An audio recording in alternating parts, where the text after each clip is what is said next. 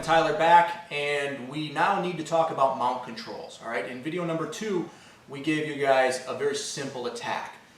Simple but effective. See, it's going to end a fight. But before we do any attack, any submissions whatsoever, you have to be able to control the position. Position before submission, right? So you've got to be able to control the position of the mount. So we're going to go over all the ways the bad guy is going to try to get out of your mount and the things you're going to do to keep them there and fatigue them, so when it comes time to submit them, their will is already broken. Submitting them is simple. So I got Tyler down as my bad guy here, and I got him mounted. So the first thing we're going to worry about with the mount is just being really heavy. And what I need to do is concentrate my weight into my hips. So low chest, wide hands. My feet are going inside. They're entangling into Tyler. And I'm lifting my knees off the floor, paper thin, right? So I don't have to flare them out like wings, but I'm driving my toes up to the ceiling to get the weight onto my hips, right? Like, almost like Superman. I'm never going to do this in a fight, but you can see I'm concentrating my weight onto my belt buckle, which is in Tyler's diaphragm, and controlling his hips. Now, as far as the feet go, there's 3 different things that I tend to recommend to people. 1, wrestling grapevines. All right, but unlike the wrestling grapevines, I don't like to go low around somebody's ankles. I just feel like they can kick them out. Yeah, it's a little too easy. So I always bring my heels to my butt, and then I open my toes. So it's more up around his knee, and now my wrestler grapevines are a little more effective, and I'm heavier. Number 2 is I can do prayer feet. So I'm just going to bring my feet together, and I'll do this without Tyler. But I'm going to bring my feet together like they're praying, and again, just bringing my heels into my butt. And now again, it's hard for him to kind of get his feet untangled. And then the last thing I can do is cross my ankles nice and tight, and again, bring my heels to my butt so that all of my weight is on Tyler. All right? So we can do grapevines, we can do prayer feet, or we can do a full locked up mount.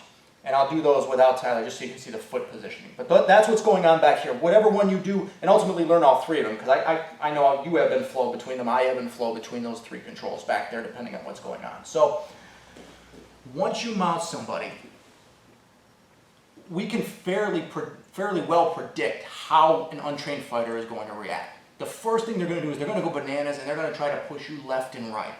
So we're here, and he's going to be pushing me left and right. How do I stay on top of him? Well, number 1, I'm anchored back here. I'm tight on his hips. I got weight on him. I got pressure, and I'm connected to him. But I still want to be connected up top. So as he pushes me one direction, I'm going to spread my base out with my hand as far as I can. My backhand is holding his head and pulling his chin in. So no matter how hard he's trying to roll that way, I've got his hips crushed, and he can't. When he changes directions, I'll change my hands. Pulling his head in, I'm ripping it in, and I'm posting out. Now with your post, super important. Go ahead the other way for me, Ty. I always want my hand and elbow beyond my shoulder. With my hand and elbow beyond my shoulder, he's not going to ever roll me over. If I just post here and my hand and elbow are under my shoulder, he's going to get me. So that post has to be really wide. Base and anchor, base and anchor, base and anchor all day long. I feel heavy on Tyler. He doesn't have a lot of ability to move me. I'm stable. I'm not going anywhere. He's starting to get tired. He's starting to get desperate.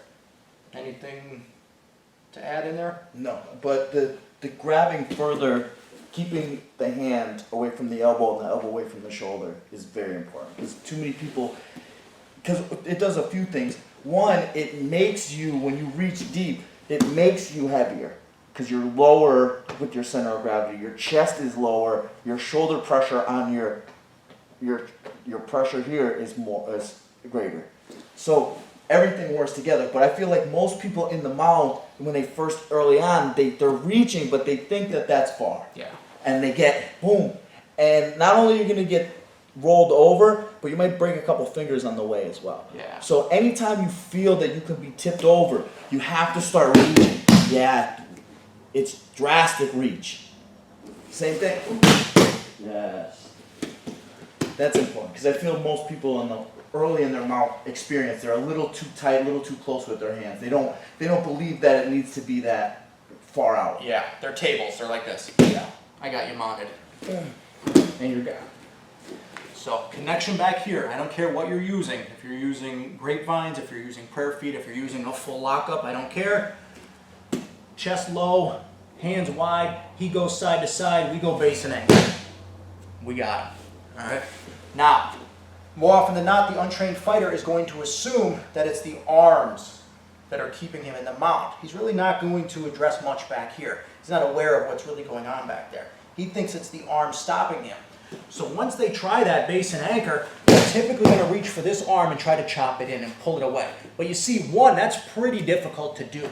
So I only have to address this if I feel it's necessary to do so. But now I'm going to rotate my elbow, waxing the floor. Rotate my elbow, waxing the floor. I'm never making it big. When he reaches for my arm, you're never making this big reaction of going up and pulling your arm away. He's going to roll me now. I took weight off him, pressure off him, and I'm gone. It's a low, tight swim. Like you're waxing, sanding the floor. Sanding the floor. And so never a big reaction on that. What else do we have in there? I mean, that's simple. Really, really easy. No big reaction. My shoulder never rotates, only my elbow rotates. And only when you feel it necessary. If I don't feel you're strong enough to pull my arm in, I'm not doing that. It's an unnecessary transition, unnecessary movement. And that's why the drastic base and anchor is important. Yeah. Because if you guys who think they're safe here, I get a nice trap there. Easy trap. The further you go out, less control I have. I'm trying to do a pull up or a pull from too far away. From too far away. Rather here where I'm in my zone and I'm tight and strong. Yeah, for sure. So you're making me weaker by having to reach so far. Yeah, for sure. So big base and anchor and tight swims with that low chest, all right? Once they do that, and I'm telling you, every time we get a new person in the academy and we roll with them, this is what they do, left and right, bop, bop, bop, bop, bop. Try to grab our arms, and then they get desperate and they want to bench. They want to show us how much they bench and show us how strong they are, all right? So he pushes my chest up. I immediately remove my hooks. I'm going to talk about why in a second.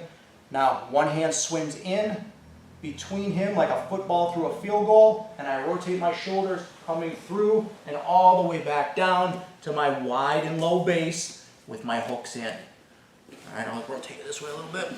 So Tyler decides he's going to bench press me. My knees come out to my wide base that we just talked about in video 2 as if I was going to set up an Americana. I'm rotating in one arm at a time. This is a football going through the field goal post. And right back down. My hooks are in and I'm back to being heavy again. One final time, he pushes me up. I stabilize with my legs. My hooks come out. One hand at a time goes through. Why am I doing all of that? If he bench presses and I leave my hooks in, I'm not stable here. If he decides to go left or right, yeah, I'm gone. He's going to dump me. So that's why I need this base to come out. And yeah, now he can't move me anymore. All right. Why don't I go 2 arms in and knock them away? Because right there, if he grabs my hands, I'm going. He's got me. All right. So we're here. He pushes up, one hand at a time. If he tries to trap one hand, we have lots of attacks, plus I can drop an elbow on him or strike him. But we have lots of attacks if he's only holding one hand here, so I'm not real worried about that. So, high swim. We come out, one hand at a time, making sure our base, as my chest drops, I get back in with my hooks, and my hands shoot nice and wide, and we're right back to it. So if we put all 3 together, I get heavy, Tyler goes base and anchor. He tries to go after my arm, low swim, he gets desperate, high swim. Look at that, base comes out, I was back on balance, and we're right back to it. Extremely tiring for Tyler, for anybody. All right. What do we have to add in there? Anything? Nothing. But blading your body, yep, blading your body is important as well, because a lot of people try and go in like this without turning their body, and you're allowing them to keep a good, strong base on you, a good frame. When I turn my body, it takes it away. even if he's just pushing me and I go, it starts to weaken him. So, You know what? Stay there. I know it. One more. Not as frequent as everything else. But once they try to do all of this, they may try to contend with the legs by trying to push a leg off. All right. So if Ty gets heavy on me, and I've done all that other stuff already, I may start to try to push your legs off. He just reaches down and pulls it free. Boom. Boom. As soon as I start to try to push, he just reaches down and pushes free. All right. Now, that's not a huge deal, somebody pushing on your legs, because if we turn this way, right, simple physics, I cannot push Tyler's leg through my leg. So I could push on Tyler's leg all day long, and nothing is ever going to come of it. Yeah, he could just punch me and elbow me. But we're building a foundation, and as we get deeper into jiu-jitsu versus jiu-jitsu, you don't want somebody pushing on your leg. So we might as well address it now and just say, don't ever let it happen. I don't care if it's an untrained fighter or a trained fighter. Just don't let somebody push on you, on your leg, okay? So 4 ways of controlling that mount. We have base and anchor, we have the low swim, we have the high swim, and then we have, if it's needed, the push, all right? I don't think we missed anything in there, no, right? that's it. Good. It's the mount.